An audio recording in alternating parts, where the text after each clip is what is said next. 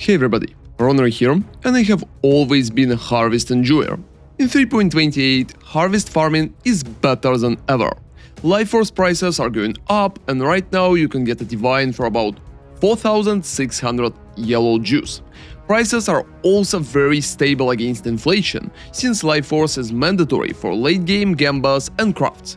And on top of that, farm itself is not only just profitable, but also completely hassle-free.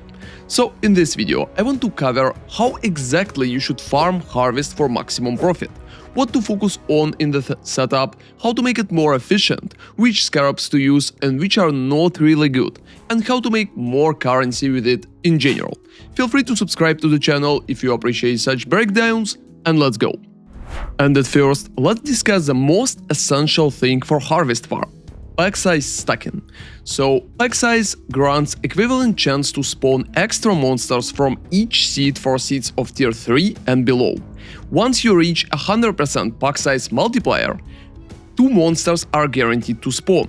That's making 100% multiplier a very important milestone to maximize amount of juice we are receiving from every map with harvest. And we have a few different ways how we can reach that pack size.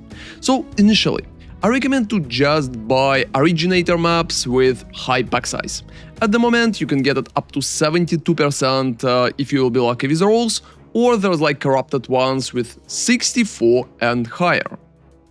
If your budget is very low and you want to farm harvest on a budget, I believe just running normal 8 mod maps with about 46% pack size would be the best for you.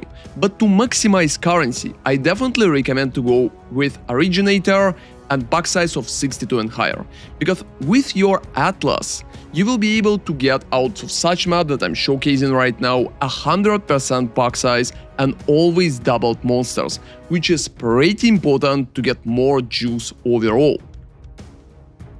So to buy such maps, it's pretty important to set your filter rate. Right here, I'm using not for monster reflect of elemental damage, and I have count area influenced by originator memories. That's to sort out the nightmare maps. Make sure that you have map tier set to 16s, it's not a blighted map, and you have a map pack size of 62, so that's the search mode. And right here there's about 3,000 maps like that. Sometimes those could be very cheap, so as you can see there's a few for 5 chaoses, but after it they mostly go approximately for 30 at the moment. Sometimes the price even jump in for 40 chaoses, but I still believe it's worth it even for 40, just because it's going to give you significantly more juice every map, and you're going to make more than 1 divine and juice pretty easily every map too, so the cost here is not playing that big overall. And you're just going to reinvest that currency and get it back every run. There's also a way to improve your pack size at least a little with a Scarab of Cartography, which is giving 2 additional random modifiers to a map.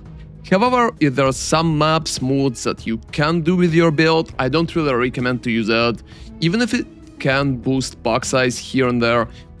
And the next question is Atlas itself. So for the Atlas, the whole setup is very simple and there's not a lot of things to add. You're practically blocking all possible mechanics right here and right here, just because you want to maximize the chance for your Mirage to be on top of your harvest, which is pretty important for our currency. We are taking Shape in the Skies for magic monsters, we're taking rare monsters from Shop in the Mountains, and taking all chances for Call of the Grove. At the moment, you don't really need to block blue or yellow because both of them cost a lot, and purple is not really nice, so I recommend to spend 3 points to have a reduced chance to grow purple, to get more yellow and more blue in general. Always pick purple last in your maps and yellow and blue first. After it, you're just picking all map modifiers, possibly here and here. We're picking Synthesize Stability because we're going to use an Astrolabe. And I'm also picking shrines from Eldritch Gaze, even if you're not going to utilize them that often. Sometimes it could be helpful here and there to get additional quantity in your map. We're also taking all the quantity right here, and that's pretty much it for the Atlas. You just need to have enough points to take everything harvest related and all possible explicit modifiers bonuses to maximize your pack size. Now, let's talk about the Scarabs and which Scarabs to use. First Scarab is always obvious, it's Harvest Scarab of doubling, it's doubling the life force, it's too good, we are using it always. Next Scarabs are pretty much obvious too, we are getting monsters lineage, double time for magic pack size. But further, I think there's a lot of place for the discussion. So at the moment there's Harvest Scarab of Cornucopia, which is guaranteeing the bosses. It costs about 80 chaoses, which is not too expensive, but definitely going to affect your price of every map. And it's giving the boss, which can drop up to 1000, maybe a little more, life force, which can also be doubled. So at the moment, I prefer not to run Harvest Scarab of Cornucopia for various reasons. First, the boss unfortunately making our maps significantly slower. Even if you have tremendous amount of damage and you're instantly phasing boss, sometimes it's not going into the stage, sometimes it's running around, especially when we are talking about boss of the yellow life force, and it can get stuck between the stages, it can take longer for him to go up, to summon the monsters, and stuff like that. So I believe that what we are getting from the boss itself is not really worth increasing the time in which we can complete the map. And since pack size is doubling only the monsters with like tier 3, so pack size is not doubling bosses, it leads to a situation when we are getting less from boss every time when we are getting more and more and more and more pack size. I believe that stuck in the pack size and focusing on tier 3 plans is the best way to maximize your efficiency and amount of currency you can farm per hour. So I don't really recommend using Harvest Scarab of Cornucopia, mostly because of the time issues and because of the price as well, because it's going to make your maps even more expensive, which is not really needed in there. So instead, I'm just using Sacrifice at Dusk and Sacrifice at Dawn, which is a pretty basic option for quantity, it's very cheap and not adding much of value.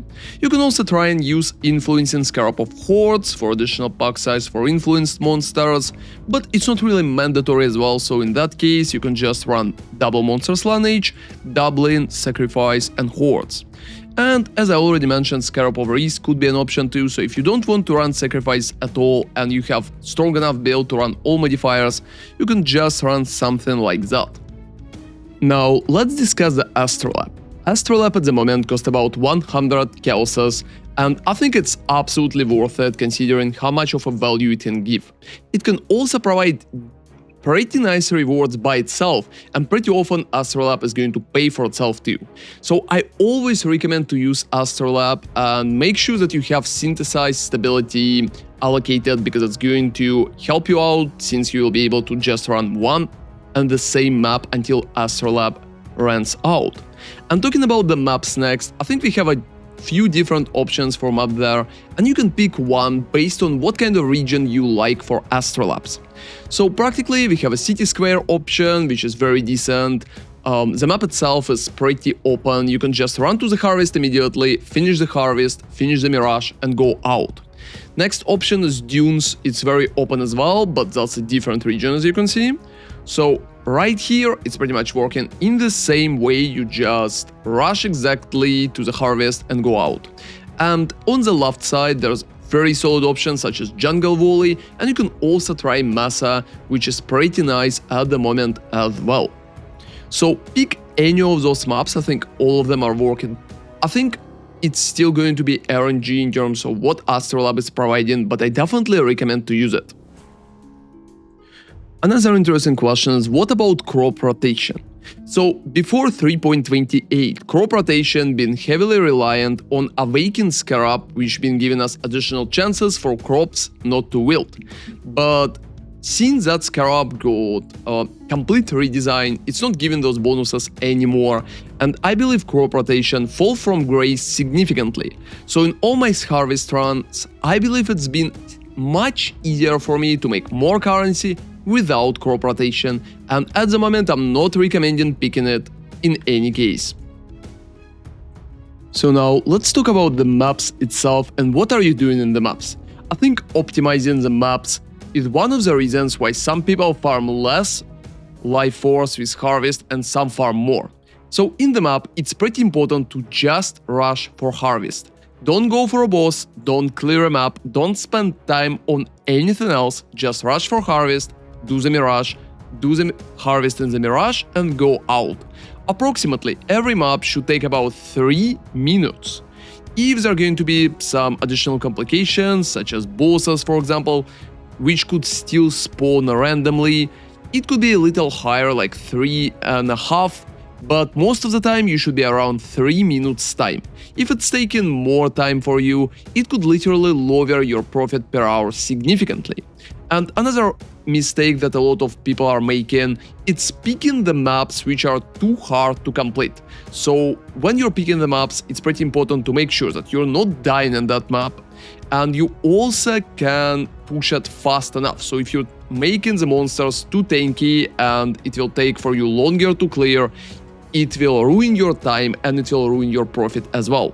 So if you're not really feeling like your build is strong enough to farm originator maps for it, you can just go for normal 8 modes instead. The profit is going to be less, but I think you're going to win in terms of divines per hour just because you will be able to complete them faster and easier. So go for 16.5 only if your build is strong enough, and make sure you're not picking too many bad mods which will make map longer. Another cool tip is always getting the pack size when it's offered by your Mirage, so 20% increased pack size in the Mirage area is absolutely worth it in the most cases. So after 1 hour of farming, that's what I ended up with. In 1 hour I completed 19 maps, spent 3 Astrolabes. So at the moment I spent about 2.5 divines for maps and 1 more divine for Astrolabes, ending up spending about 3.5 divines in general. Scarabs cost practically nothing at the moment because I'm not using Cornucopia, and I think just bubblegum in the maps such as small chaoses or ancient orbs are pretty much paying for it. I'm not calculating bubblegum on that, so only focusing on bigger drops, and that's what I ended up with.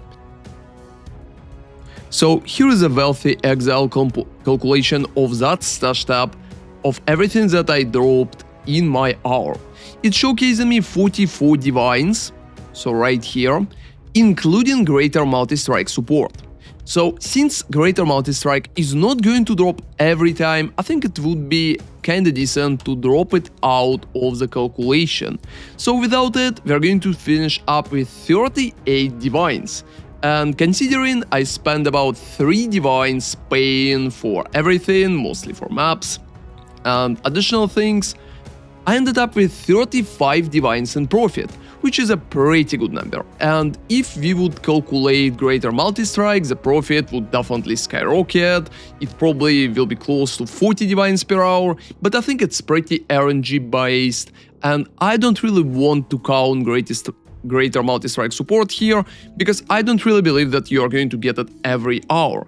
But on average, you should be able to make about 30-35 divines per hour if you're doing harvest fast enough and just focusing on the life force good enough too.